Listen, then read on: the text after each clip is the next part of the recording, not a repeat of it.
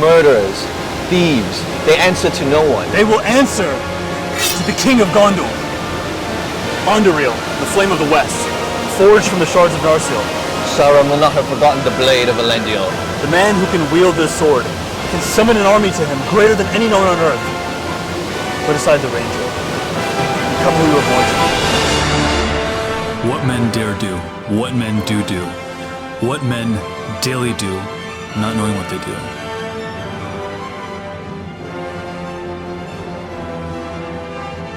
So this video is a bit of a thought experiment. What would it take for you to take whoever you are today? Maybe your constitution is not where you wish it to be, or maybe you feel really proud of the work you've done so far. Regardless, what would it take for you to become unrecognizable a mere 3 months from now? This video is being recorded at the end of July. This is like by the start of November. How far could we take this thing? So the first idea I came up with in regards to this is that you should create an objective that you can achieve and obsess over it. And importantly, it should be an objective that is a bit of a stretch on who you are right now. So one thing that I've become very, very curious about, I would say in the last 2.5 months, is being able to complete an Ironman 73. And that's because I don't know how to swim. This is very common with Indian people and Indian mothers especially. They're just afraid of their sons getting in the water. So even though I had taken like a swim lesson here or there as a kid, basically complained I didn't do well and my mom just pulled me from the water. I'm sure she was crying. And I never learned how to swim. And you know, I guess 57% of people globally don't know how to swim. But this is especially true of Indian guys, maybe Indian guys in the West. A lot of us don't know how to swim, or at least not swim very well. And a good friend of mine, Chris Tomczak, he's a skydiving instructor now and has done a handful of Ironmans himself, which if you don't know, it's a triathlon with a long swim component, a bike ride, and then a run. Running, I'm extremely competent at, but swimming, you know, for a half Ironman, it's about a mile swim. That is like, you know, something I simply cannot do. So 2 months ago, I started taking swim lessons, and I didn't know what the process would look like, but it was brutal and continues to be extremely tough. I mean, after 2 months, I've finally gotten to a point where I can make 1 lap across the pool successfully. Maybe if I'm really lucky, if I'm pushing it, I can make it 2 laps across the pool. And it took so long to get to that point. I mean, it was like 10 lessons. Week over week, I would like go to a swim lesson, and my ears would be full of water because I was just breathing so heavy. It was neurologically very taxing for me because if you're not acclimated to the water and if you don't have a relationship with the water, it feels like you're deadlifting a bunch of weight or something. Like it really stresses out the CNS to basically feel uncomfortable with water. You know, actually humans, we were designed to feel a certain amount of fear with the water because the water could kill you.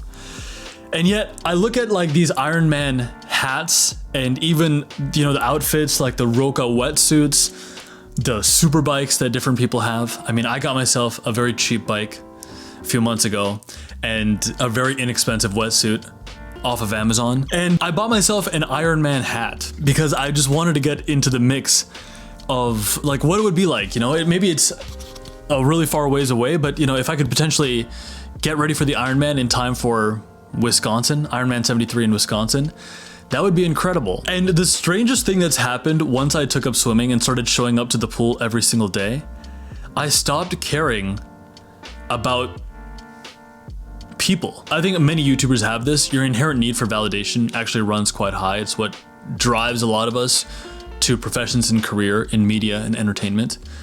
But spending all that time in the water, my need for external validation went down so much. The nice thing about swimming is that it's not like running where more effort leads to more results. Swimming is it's a flow state activity. You have to be kind of like relaxed and one with the water to make gains in your swim. In fact, if you overexert and you don't have a good rhythm going, you don't turn your head the right way, you don't breathe enough, you actually like fall apart. You know, you get too much CO2 in your lungs and you just like, you can't even make it a full lap. So once I have a successful swim now, I get into this mindset where I have a sense of flow and ease throughout my entire day. And a way that's translated is that you don't end up caring as much about the external world, what someone might be thinking of you, even, you know, whether you're applying for a job, you're making your own YouTube video and you're uploading it. And normally a lot of people, they get caught up in views, but having something you can obsess over that is there for the taking for you, in the past I've called this your next strategic move, It's a really, really delightful way to live because it draws all of your energy inward and towards something you can control. And the strangest thing happens, people can feel that, you know. In fact, once I really began Ironman prep, it's like randomly women from my past would like message me and hit me up, and friends across the board. You see this really in life in general. The more detachment that you have and the more that you're drawing your strength inwards, the more like you get signs from the world that results are to come for you. The world starts to come towards you when you don't really care about it. Swami Sivananda, who's this great Indian sage, he had this amazing quote. He said back in the day, "Fortune is a flirt. She cares not for those who obsess over her, but she flocks willingly to the person who cares not for her." So fortune is a flirt. You know, fortune is like a cat or a girl that you're attracted to. Fortune comes to you when you're kind of like just laid back and chill. And so the number one way to actually become unrecognizable is to carry this inward sense of detachment. Now, I found this most recently in my life through prepping for Ironman 73 and progression towards the 310 marathon this fall. If you want to actually hear more about the details of my training, I now have started a weekly series on a second channel called Sinbad Trains, where I talk through just that. But, you know, it's my favorite thing to talk to people about is what do you think you can work towards? What can you progress towards that is there for the taking for you? We often forget that, you know, life might be moving a certain way, but there's always an adventure that you can bring yourself on right now for you. And as soon as you direct your energy towards that, as soon as you put your attention on that front, life becomes really exciting. And I just love to think about that all the time. So that's the first idea in this video. Choose an objective that is there for you that you can achieve. The second thing I want to talk about is connecting with inspiring people and being in inspired places. I acted on a hunch just a few weeks ago and showed up to basically a startup meetup event. It was one of the first nights in July at Lake Monster Brewery, which is a venue where I had originally gotten one of my breaks as an actor. I was in this show called Ideation back in 2018. And that brewery and the Aligned Theater, the Gremlin Theater in that space, they're very near and dear to my heart. In fact, St. Paul, Minnesota in general is very near and dear to my heart. But because it's a bit of a commute and because I live in the suburbs, I haven't in the past gone there very often. This summer is one of those times where I spent the most amount of time in St. Paul. And finally, this basically movie project that I've been working on, or at least thinking about for many, many years. You can even go back on my channel to like 2021, and I've been talking about this Irish film forever.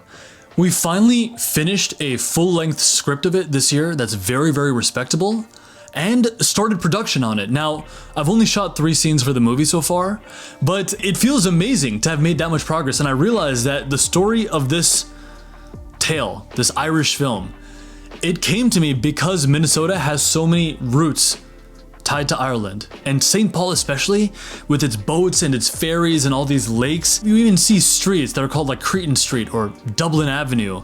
There's all these little mini references to Ireland.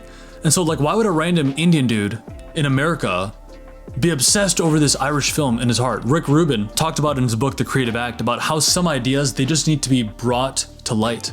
And many of us, we become mediums for those ideas without even knowing it. And if you don't bring something to life, if you don't bring an idea to life, then someone else will, because it's that idea's time. And I feel that River Rats the film, you know, when I'm at my best and when I'm kind of conducive to who I am, perhaps that is a project and that is a medium that was meant to be brought to life through me. And it's often just the spaces I am in that create that inspiration. Ask yourself this: why do you not more regularly put yourself in spaces where you can be inspired? It's perhaps the most important thing there is.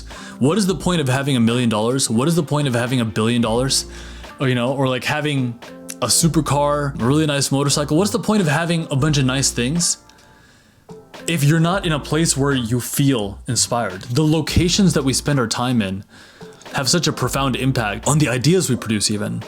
Back in the day, I would say travel is a waste of time, and I really never saw the merit in it. But to a degree now, I see why people travel, why people want to go to spaces that are outside of their home environment. Because when you go to new places, you get new ideas. So So when I went to this startup event, I met two very lovely Indian men, like really posh, like suave, cool Indian guys in their late 40s, early 50s with a design studio that they're working on. And it was so much fun talking to them. I was like, you know, based on your accent, you sound like you're from Mumbai. And we had this back and forth in Hindi that was really delightful. I met a number of inspiring people that night. And the energy that came from that literally happened because I bothered to drive 22 minutes on a Monday night to basically a networking event. What spaces in your life get you inspired? If you don't have any, go to places where that's possible. And if you can find the courage, if you can muster up the strength, you should talk to people. In this book, The Luck Factor, the author talks about how one of the most important metrics with people getting more lucky and as a result getting more opportunities come to them is how much they are able to rub off with other people, how much surface area of interaction they create with other people. And I work hard to do this more than ever now. If I see someone at the gym and they have like really great arms, I will start up a conversation with them. I'll actually be open to be like, hey, can we potentially work together? You know, like you have such a great physique, especially with your upper body. Your arms look so great. Mine aren't as developed as you. I want to know what you're doing. Because when you have those kinds of interactions, when you talk to other people, when you work with the other people, when you can absorb their energy interpersonally, it gives you an opportunity to go beyond yourself and finally become more unrecognizable. So it is something that I'm striving to do more than ever. And it's definitely something you should look at if you're trying to make that quantum leap in these next 3 or 4 months.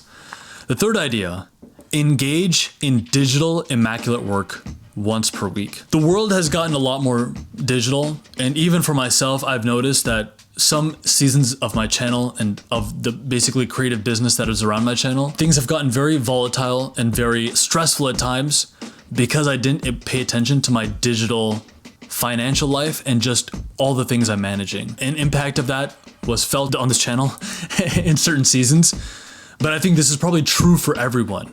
I mean, I probably pay at least $1,200, if not more, a month in different subscription fees. You know, I run my coaching program through Kajabi and Squarespace, but there's various interfaces that I pay for. There's like Zoom Premium, Slack Premium, Calendly. And so we all have a lot of complexity in our life, and the world today has become more complex digitally than ever before. So if you're not careful and if you're not looking things over, this can really get in front of you. I have started this book, The Algebra of Wealth by Scott Galloway. I'm about 100 pages in, and he talked about how, you know, the rate of inflation and expense has increased so substantially compared to the income, the average salary wage, that many people now, their buying power is far less than it used to be. A lot of people now, even if our incomes have gone up, we feel and are less wealthy than we once were. So the power of inflation and the power of just the mess that is created around one's digital life, it can eat you alive. You should be going through your bank statements once a week and paying attention to expenses. You know, for a while there, I think I was spending like $100 a month on an Athletic Greens subscription that I just wasn't mindful of. So over the course of the year, it might have been over $1,000 that was spent on Athletic Greens. Now that's a solid product, solid supplement. But back in the day, like I would let these sort of expenses come up, pile up, different like recurring fees that I was paying. And even that, you know, it's hard to achieve a lot of goals if you have too much mess. And one way to quickly get unstuck is to remove all of the unnecessary complexity in your life.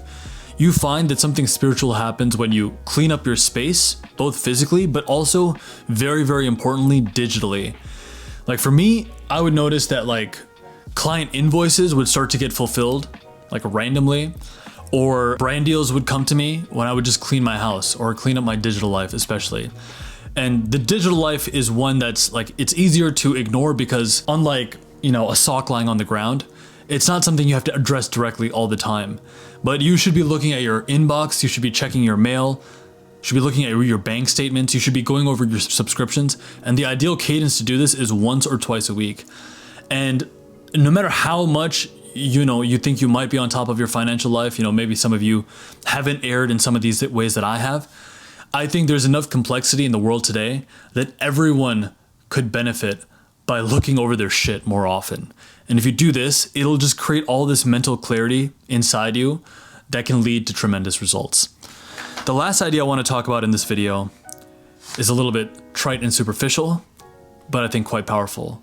which is follow a skincare routine. I have been obsessing so much over my body fat and my muscles, getting my face cleaner, all this stuff these last 2 years, that I didn't realize I've been spending long hours like running in the sun. And you get to a point where you realize like, damn, my skin doesn't look as lustrous as it once did, especially when I was 25. I had really solid skin, and one big reason for that is because my mom was always giving me like fruit and salads and stuff like that. And so I was always eating like fresh veggies and fruit and hydrating, and my skin looked really, it was also the benefit of youth, having more collagen production and whatnot. But don't get so caught up in fitness and muscles and all that, where you neglect the fact that actually your face has a really powerful effect on people.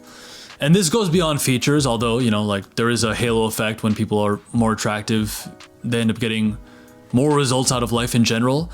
But very few people, and very few men especially, have great skin. Often enough, guys, we don't pay enough attention to our skin. But following a simple skincare routine, which I now have, reduced to once a day or even once every other day, and then prioritizing fruits and veggies in my diet, that alone can make you look so much better. The skincare program that I follow is from the site service Paula's Choice. It's pretty simple. It takes around 7 minutes in total. The most important component of it is using a BHA exfoliant. So on a cotton pad, I'll put something called like a BHA or AHA exfoliant. And when I rub it over my face, I can see that the cotton pad has removed so many impurities. But it follows a pretty like standard structure of like a face wash, the exfoliant, a retinol cream. Retinol or retinoids, they're like prescriptive, but there's a lot of research backing them up that they are anti-aging and they actually like, produce glowing skin. And then finally, like during the day, a sunscreen and an eye cream. It's a 5 or 6 step skincare routine. Oh, there's also a vitamin C serum. I've gone serum level, just because I'm actually really interested in this now. But you can do your own research. And I haven't partnered with a subscription site like Teach Hanley in a while. I don't use Teach Hanley, but I think they do good work there from what I know of them. I've worked with them in the past, but I feel as if Paula's Choice for me and on my complexion, it just goes a little bit deeper. It does a bit better. So it's almost like a meme at this point on YouTube. It's like every men's lifestyle brand channel is like sponsored by Teach Hanley. I don't think I would take a deal with them just because those ads get so freaking annoying after a certain point. But taking some amount of interest in your skincare routine, and I think especially using like a BHA exfoliant, is very good. Just set an ambition for yourself that you are going to prioritize your skin. You're going to try to make your skin look good, both through diet and sleep and hydration, and through following some kind of protocol that you put some sort of cleansers and moisturizers on your face, and see how that makes you look. My guess is, if you've never done it before, after a while, you will start getting compliments. And paying attention to your skin, going through a routine with your skin, it's a very like polishing effect. It translates. The thing is, a lot of guys just have crusty ass faces, bro. Like paying some amount of attention to your skin and following some routine and protocol with it, it's a very, very quick and readily available way to become unrecognizable in 3 months, because you just have this glow that you start to carry. Like sometimes people just stare at you because your skin looks so good. So I've only been following this protocol for a little bit of time, but I have seen improvements in my skin, and it inspires me, it motivates me to continue. If you're new here, my name is Nikhil. This channel features one video approximately every week or every other week in an effort to help creative entrepreneurs grow in life and in business. If that appeals to you, then consider subscribing. If you want to follow along further, especially if you're interested in training, filmmaking, endurance events, you can follow me on Instagram at nrajapande, where I give more behind the scenes takes on what I'm working on, both with working on a short film and with a marathon prep.